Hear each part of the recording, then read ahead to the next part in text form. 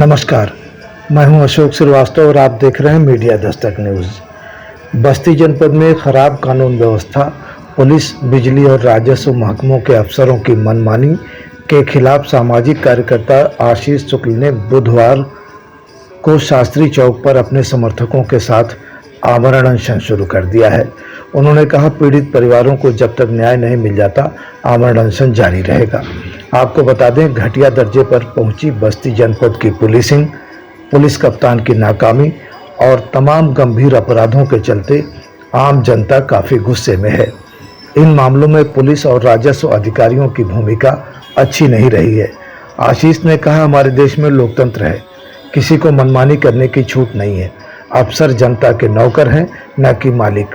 जनता में भय व्याप्त रहेगा, उनके भीतर हमेशा असुरक्षा की भावना रहेगी और अपनी ज़मीनों पर कब्जा करने के लिए जान देनी पड़ेगी तो लोकतंत्र के मायने खत्म हो जाएंगे। आशीष ने कहा, सकारात्मक निर्णय तक अनशन जारी रहेगा। बस्ती पुलिस कैसे काम करती है, एक उदाहरण के जरिए हम आपको बताना चाहेंगे। जनपद के परशुरामपुर थाना क्षेत्र के एक गांव में विकास श्रीवास्तव नाम का एक युवक नाबालिग लड़की को बहला फुसलाकर भगा ले गया। घटना 11 जून की है। नामजद तहरीर देने के बावजूद पीड़ित परिवार 3 दिन तक परशुरामपुर थाने का चक्कर लगाता रहा। थानाध्यक्ष ने FIR लिखना उचित नहीं समझा। तीसरे दिन पीड़ित परिवार को 8 घंटे तक थाने पर बैठा कर रखा गया। परेशान होकर परिवार ने पुलिस के मनमानी के बारे में पत्रकार राजकुमार पांडे को पूरे मामले की जानकारी दी। पत्रकार ने पूरी निष्पक्षता के साथ खबर बनाकर वायरल किया। सोशल मीडिया पर छीछालेदर होता देख पुलिस के एक आला हकीम ने सीधे पत्रकार को फ़ोन किया। मामले में पूरी जानकारी ली।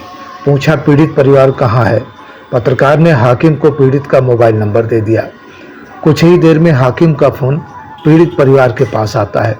वे थानाध्यक्ष से बात कराने को कहते हैं। फ़ोन हाथ में लेते ही दरोगा जी सर जी सर करने लगते हैं। पीड़ित समझ गए कि सही बटन दब गई है। फिलहाल तहरीर ले ली गई और मुकदमा भी दर्ज करने का आश्वासन दिया गया। बात यहीं खत्म नहीं हुई।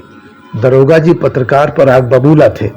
पूरी सच्चाई और प्रामाणिकता से खबर चलाने वालों से पुलिस थर थर कांपती है, ये कुछ लोग जानते हैं। फिलहाल दरोगा ने पत्रकार को सबक सिखाने और हमेशा के लिए दबाव बनाने के लिए पीड़ित परिवार से एक और तहरीर लिया, जिसमें आरोप लगाया गया था कि परिवार से 1000 रुपया लेकर पत्रकार ने खबर चलाया है।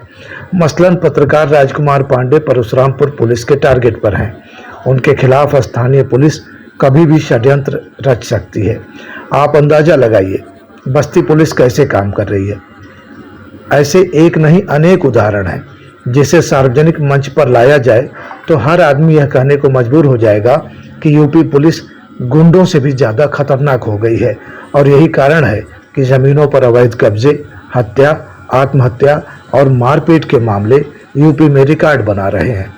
फिलहाल सुनते हैं आशीष शुक्ला को, जिन्होंने स्थानीय प्रशासन के मनमानियों के खिलाफ आर पार की जंग छेड़ दिया है।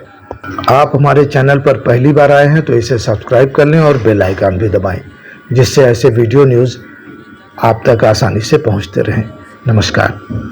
जिन समस्याओं को लेकर बैठा हूँ उसमें मेरी कोई पारिवारिक या व्यक्तिगत समस्या नहीं। पूरे जनपद में पिछले कुछ दिनों से आप सभी लोग देख रहे हैं और जो थोड़ी बहुत कार्रवाई है उसका भी श्रेय मैं मीडिया बंधुओं को ही देना चाहता हूँ। आप सभी लोगों की सक्रियता की वजह से थोड़ी सी कार्रवाई पुलिस विभाग द्वारा की गई है एक मामले में, लेकिन वो पर्याप्त नहीं है। तमाम सारे कांड हुए बिजली विभाग की लापरवाही से। यादव परिवार के जो 2 बच्चों का निधन हो गया, उस पर कोई कार्रवाई नहीं।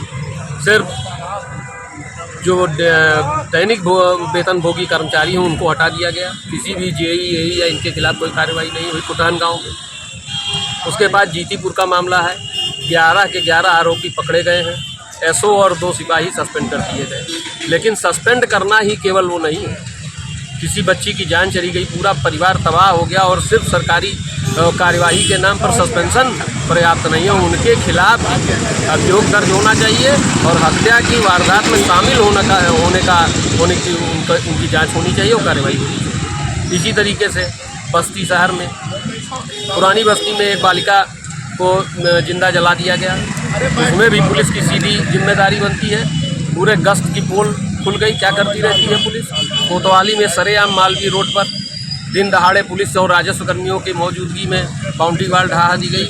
वो सिविल का मामला है, ज़मीन किसकी है किसकी नहीं है ये कोर्ट तय करेगा। लेकिन पुलिस जो शांति व्यवस्था बनाए रखने के लिए जानी जाती है, जिसका काम है, उसके मौजूदगी में कुछ लोग आवें और इस तरह की अराजकता फैलावें समाज में, तो इन सब सारी समस्याओं को लेकर और कितनी शर्म की बात है पुलिस विभाग के लिए कि इतनी बड़ी जीतीपुर का कांड, इतना बड़ा कांड होता है और मौके पर पुलिस कप्तान का ना पहुंचना। सीधे डीआईजी महोदय पहुंचे हैं, पीड़ित परिवार से मिले हैं, उसके बाद जाके कुछ कार्रवाई हुई। तो मैं तो सीधा ये मानता हूं कि जितनी भी घटनाएं हो रही हैं ये पुलिस कप्तान की जो है नाकामी है। इसमें पूरा पुलिस प्रशासन जो है इसमें मिला हुआ है, राजस्व कर्मी मिले हुए हैं, बिजली विभाग के लोग मिले हुए हैं, सारे लोग भ्रष्ट हैं। अभी आपके सामने एक महिला आई थी, इस धरने के बैनर को देख के उसने बिजली विभाग की शिकायत की। तो ऐसे तमाम सारे विभाग हैं जिनमें घोर लापरवाही हो रही है, लेकिन उसमें से 7-8 मांगें मेरी हैं जिनको लेकर मैं यहाँ बैठा हूँ, और जब तक उनमें उचित कार्रवाई नहीं हो तब तक ये अनशन चलता है।